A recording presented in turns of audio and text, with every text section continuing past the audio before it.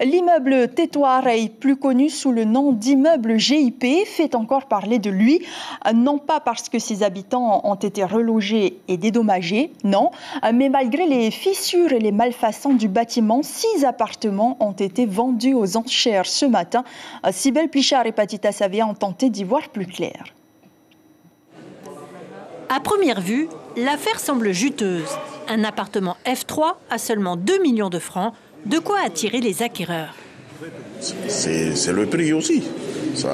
C'est intéressant. C'est pour ma fille. Comme elle va venir à l'école ici, j'ai besoin d'un appartement. Bon, c'est intéressant pour voir maintenant l'état. Pas possible de filmer la vente aux enchères, mais nous y avons assisté. En moins d'1 heure, 6 appartements de l'immeuble Tétoireil sont vendus. C'est la SCI, gérée par l'ancien patron des GIP, qui en était propriétaire. Mais elle a été placée en liquidation judiciaire. Ça s'est très bien passé parce que toutes les ventes ont été faites et il y a eu des adjudicataires. Il y en avait beaucoup d'ailleurs dans la salle, comme vous avez vu. Et tout est terminé. Toutes les ventes ont été faites et avec succès. Un succès pour les créanciers. Reste à savoir si les acheteurs sont parfaitement informés de la situation de l'immeuble. À l'issue d'une première expertise, l'arrêté du 8 avril 2021 de la mairie de Papeete était formel. Face aux dangers graves et imminents, il a fallu évacuer la partie centrale de l'édifice. Le bâtiment menace de s'écrouler comme un château de cartes. Pourtant, ce matin, une SCI locale a acheté 3 F3 à 4,5 millions, 7 millions et 9 millions de francs. L'intérêt des acquéreurs que je représente, en fait, c'est ils voudraient avoir un certain nombre d'appartements pour avoir un nombre de millièmes suffisant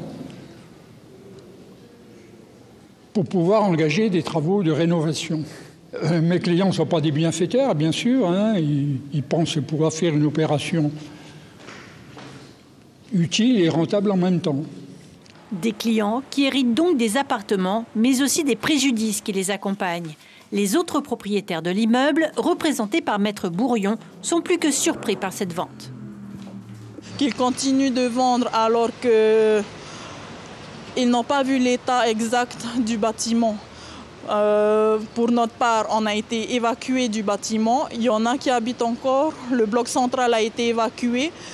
On a respecté cette évacuation et comment ils peuvent vendre, on attend toujours l'expertise. Ça me choque parce qu'effectivement, l'acquéreur, je ne sais pas s'il est au courant de l'état de cet immeuble, ce d'autant qu'en plus, l'expert a expliqué que l'escalier n'est pas aux normes, il est très étroit, on ne peut même pas évacuer quelqu'un qui serait malade ou blessé, il faudrait passer par la fenêtre et avec les pompiers, avec une grue, etc.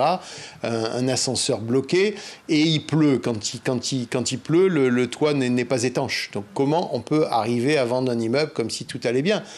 Une quinzaine d'appartements sur 30 ont donc fait l'objet d'une saisie, puis vendus aux enchères.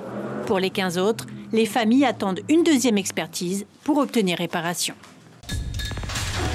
L'information en continu sur Polynésie la première, Internet et réseaux sociaux.